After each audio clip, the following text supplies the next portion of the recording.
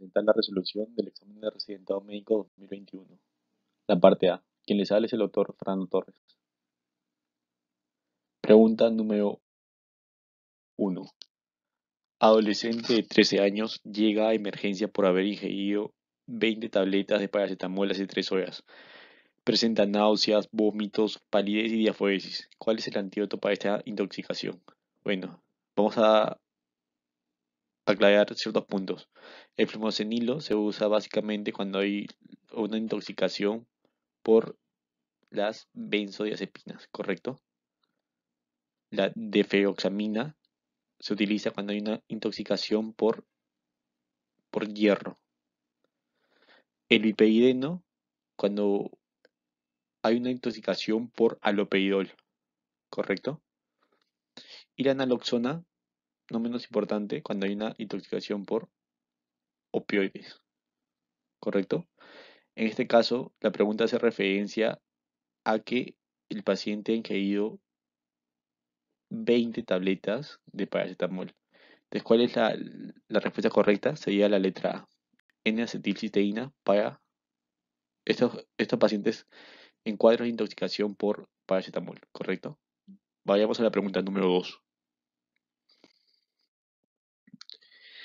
¿Cuál de las siguientes manifestaciones es patognomónica del sarampión?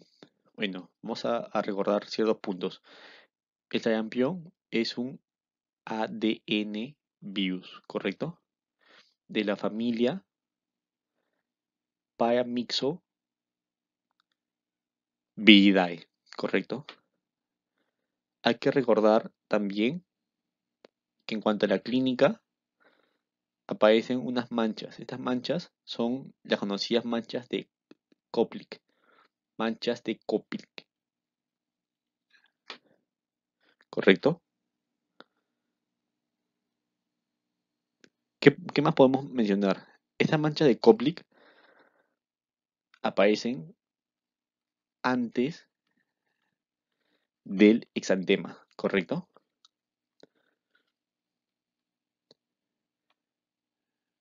Presenta un EMPE, es decir, un exantema maculopapular eritematoso.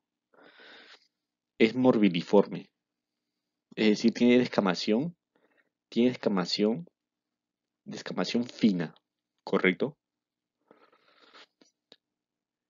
Generaliza al tercer día y desaparece al quinto día. ¿Qué complicaciones puede presentar el virus del sarampión? Las complicaciones que el paciente puede presentar son otitis media aguda, un cuadro de neumonía, también un cuadro diarreico y por último y no menos importante la panencefalitis subaguda de Dawson,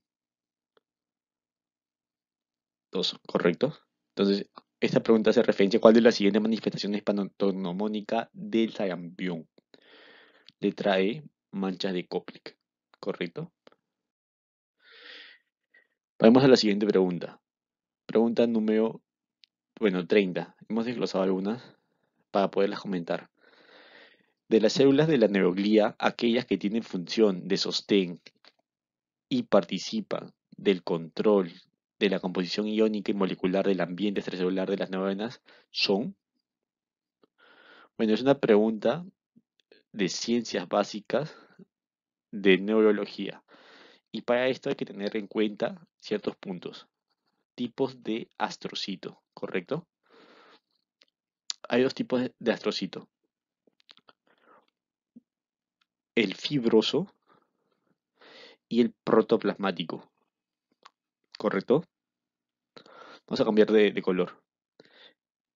Este astrocito fibroso, su función básicamente es de sostén, mientras que el astrocito protoplasmático tiene función de nutrición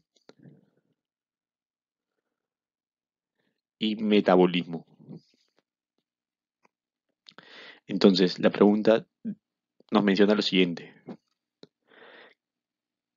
¿Qué célula de la neuroglía, aquella tiene la función de sostén y participa del control de la composición iónica.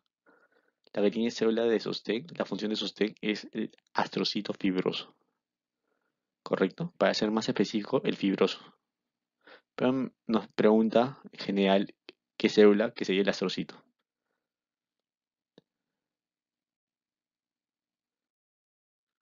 Bueno, vayamos a la pregunta número 34. Es una pregunta, bueno, relativamente sencilla, pero hay que tener bien claros ciertos conceptos. Nos hace referencia de un niño de 2 años que presenta diarrea, facies abotagadas, pobre ganancia ponderal, hipoexia. Laboratorio presenta una hematuria macroscópica, una albúmina sérica de 2 y colesterol y triglicéridos elevados. ¿En qué diagnóstico usted sospecharía? Bueno, es una pregunta que hace referencia a un síndrome nefrótico versus nefrítico, ¿no? Y vamos a poner ciertos acápites en la pantalla para poderlo diferenciar. En cuanto al síndrome nefrótico, vamos a ponerlo de esta forma. Nefro y la O con un color distinto para que sea un poco más entendible.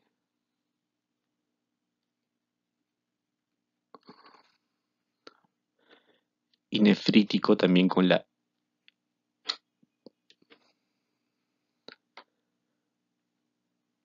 Eso tiene un porqué. ¿Por qué hemos colocado el nefrótico con la O con un diferente color? Ya que en este caso se caracteriza porque el síndrome nefrótico, el edema, es PI orbitario, ¿correcto? Vamos a poner acá. Es PI orbitario. La hipoalbuminemia, una hipoalbuminemia menor de 3 gramos sobre decilitro, también presenta una proteinuria,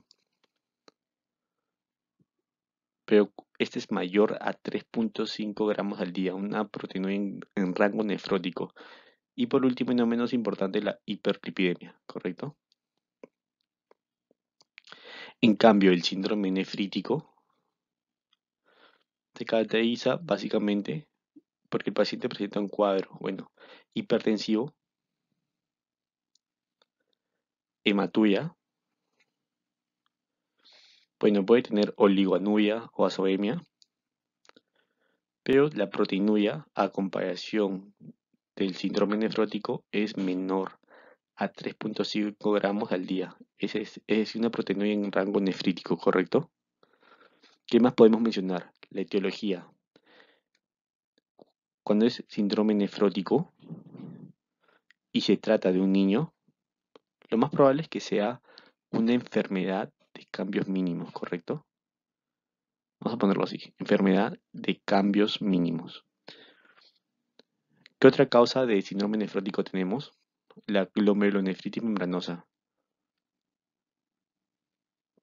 Y otra causa es la amiloidosis, un cuadro más multisistémico, ¿correcto? Pero estamos en el contexto de un niño con clínica de cuadro nefrótico. Lo más probable es que sea una enfermedad de cambios mínimos. Entonces la pregunta nos dice, ¿en qué diagnóstico usted sospecharía? Bueno, sospecharíamos en un síndrome nefrótico, ¿correcto? Con lo que ya hemos explicado. No puede ser una enteropatía de proteínas. El paciente vendría con un cuadro obviamente de deshidratación, de pérdida de peso, características que no nos mencionan en el cuadro clínico. La glomerulonefritis va más que todo con un cuadro de síndrome nefrítico y la clínica es totalmente distinta. La pielonefritis tampoco. Clínicamente no podría ser una pielonefritis y datos para la insuficiencia renal aguda nos falta en el enunciado. Así que lo más probable es que sea un síndrome nefrótico. ¿Correcto? Vayamos a la siguiente pregunta.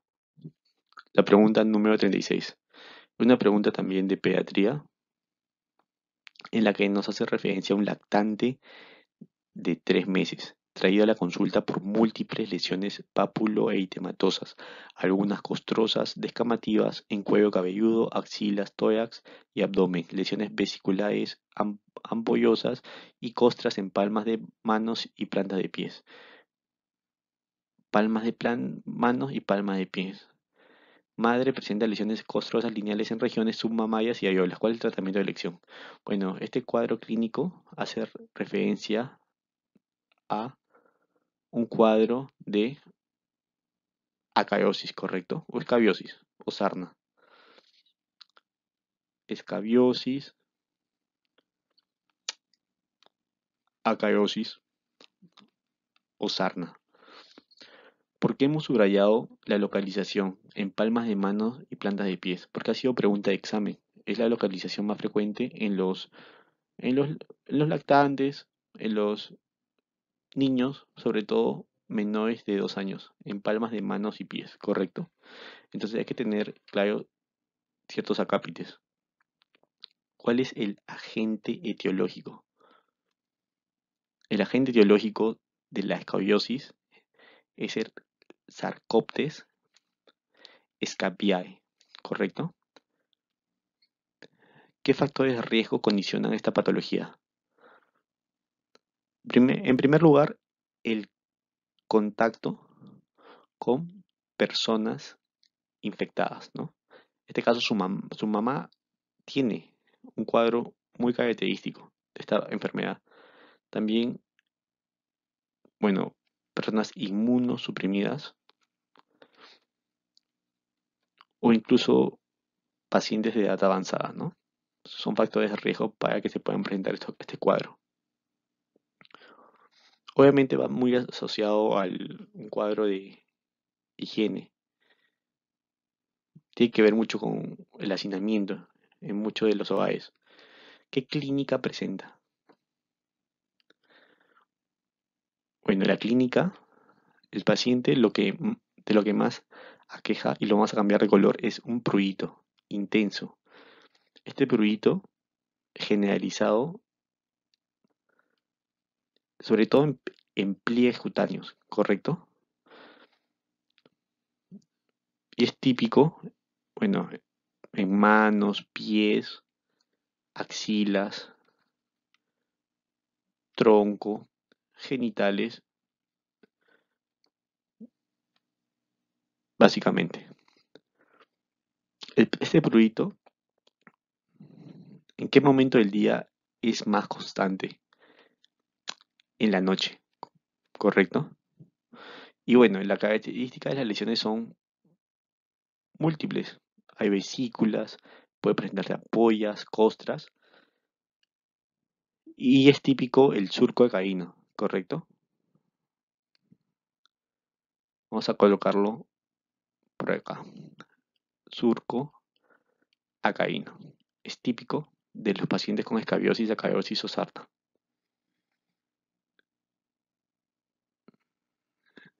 ¿Cómo se hace el diagnóstico de esta patología?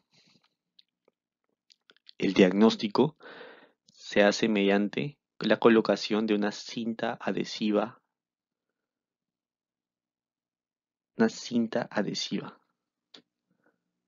¿correcto?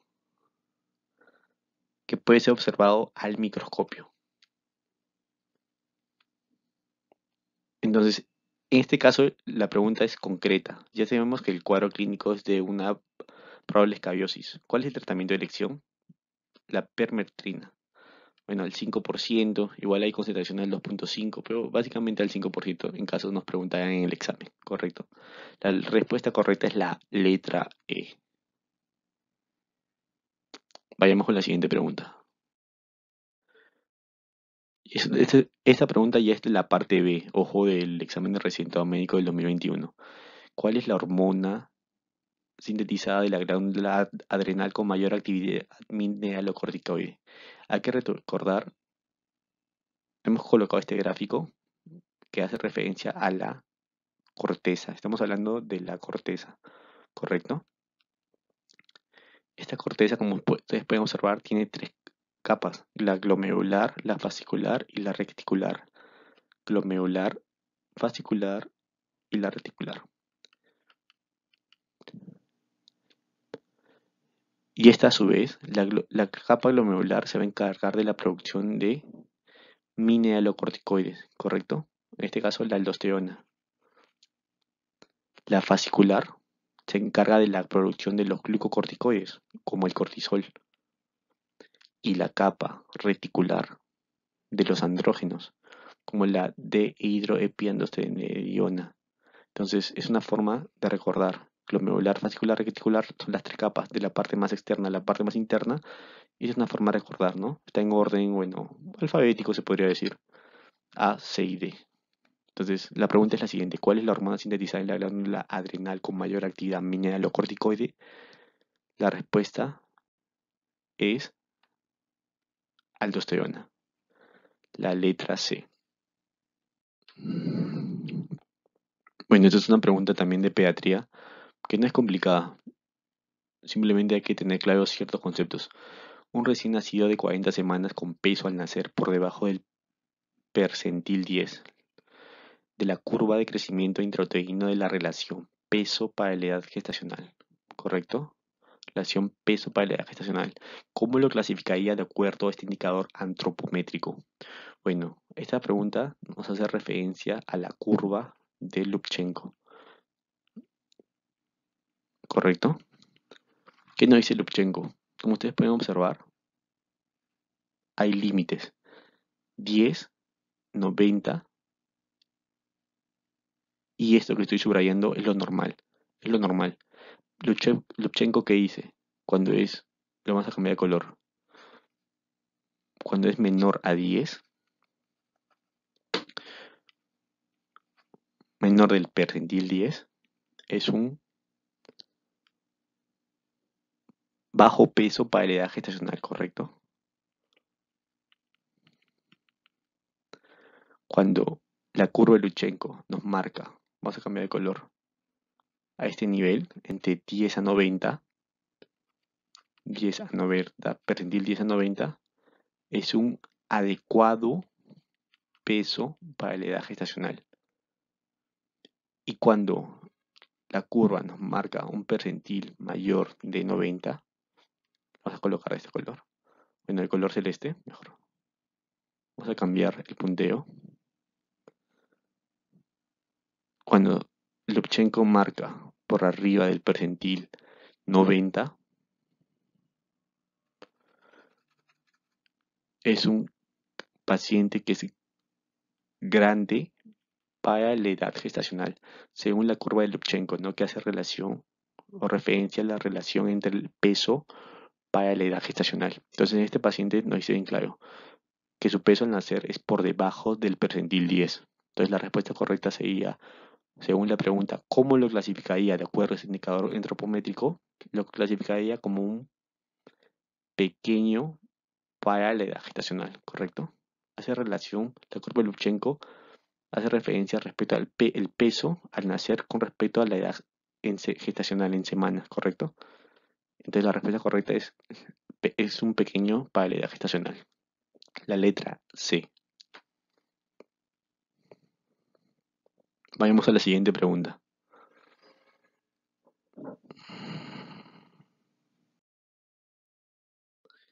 Bueno, la pregunta número 6. ¿Dónde se origina el tumor de Pancoast? Bueno, hemos decidido colocarle esta imagen para que sea mucho más gráfica. Este tumor de Pancoast se presenta básicamente en pacientes con cáncer de pulmón. Es muy infrecuente. Está asociado al carcinoma de células no pequeñas, ¿me entienden? Entonces, como pueden observar, las lesiones son apicales, pero sobre todo de localización en el ápice del pulmón derecho, como pueden observar en la imagen. Es muy característico, lo voy a encerrar, ápice del pulmón derecho. Es de difícil resección, el pronóstico no es bueno. El cuadro clínico no tiene un cuadro característico, pero el paciente presenta un dolor en el hombro y brazo ipsilateral al tumor. Puede presentar el síndrome de Horner, miosis ptosis, anhidrosis, y también puede presentar, como hay compromiso del plexo braquial, una paesia, una paraplegia por compresión medular, ¿correcto? Entonces, esto es lo que ustedes tienen que recordar. La localización, la clínica y que no es del todo frecuente. Así que, ¿dónde se origina el tumor de Pancos? En el ápex del pulmón. La respuesta es la letra C.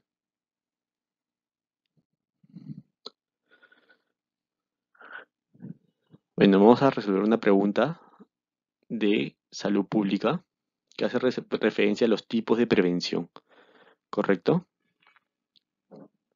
Hay que tener claro los conceptos, ya que es una pregunta muy teórica. No es difícil de resolver. Vamos a revisar lo siguiente. Un médico general va a participar de una campaña de detección de cáncer de mama en una región de la selva con muchas inequidades, para lo cual realizará vamos a encerrar tamizaje de un tomógrafo con un tomógrafo de última generación en mujeres aparentemente sanas. ¿A qué nivel de prevención corresponde esta intervención? Bueno, hay que recordar lo siguiente. Hay tipos de prevención.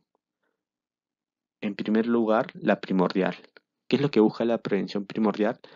Busca eliminar todo factor de riesgo o la eliminación completa de todo factor de riesgo. Eso sería lo ideal, ¿no? Algo que es muy complicado. Vayamos con el segundo concepto, la prevención primaria. Busca limitar o disminuir el factor de riesgo. Mientras la primordial busca eliminar completamente, la primaria busca limitar o disminuir el factor de riesgo. ¿Correcto? En cuanto a la prevención secundaria, lo que busca es disminuir la prevalencia. Pero ¿cuál es la palabra clave? Busca un diagnóstico precoz y un tratamiento oportuno, obviamente.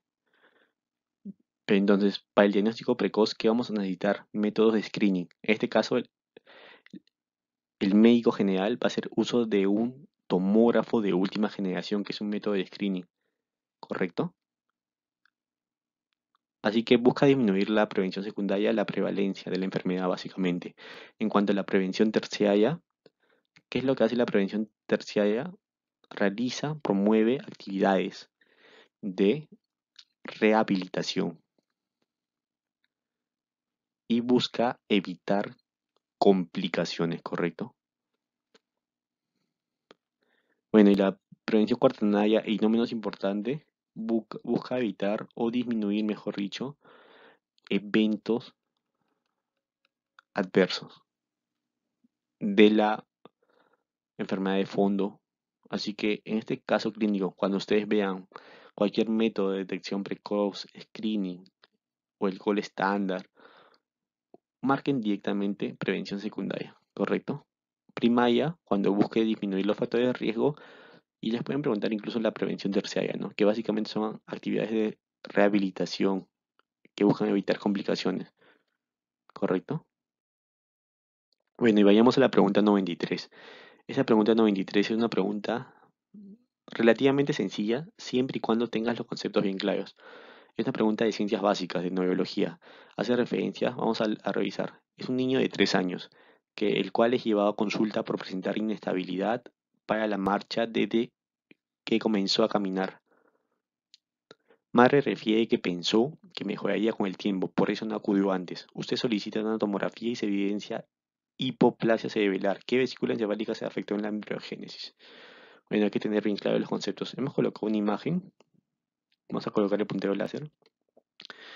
Esta imagen hace referencia, en primer lugar, a las vesículas primarias. Estas vesículas primarias son el prosencéfalo, el mesencéfalo y el robencéfalo. Esas vesículas primarias se van a diferenciar a vesículas secundarias, ¿correcto? Por ejemplo, lo vamos a verificar acá. Si las primarias eran el prosencéfalo, el mesencéfalo y el robencéfalo, Cuando se diferencian a vesículas secundarias, va a ser el prosencéfalo se diferencia en telencéfalo y en diencéfalo, ¿correcto? El mesencéfalo sigue siendo mesencéfalo y el rhombencéfalo se diferencia en metencéfalo y en mielencéfalo, ¿correcto? Vamos a cambiar de color. Este telencéfalo, a su vez, va a dar origen ¿a qué? A los hemisferios cerebrales. El diencéfalo da origen al tálamo, al hipotálamo y al epitálamo. El mesencéfalo sigue siendo mesencéfalo. Y por último y no menos importante, cuando el romencéfalo se diferenció en metencéfalo y mielencéfalo, el metencéfalo se subdivide en cerebelo, el puente o la protuberancia, bueno, y el tronco encefálico, ¿correcto?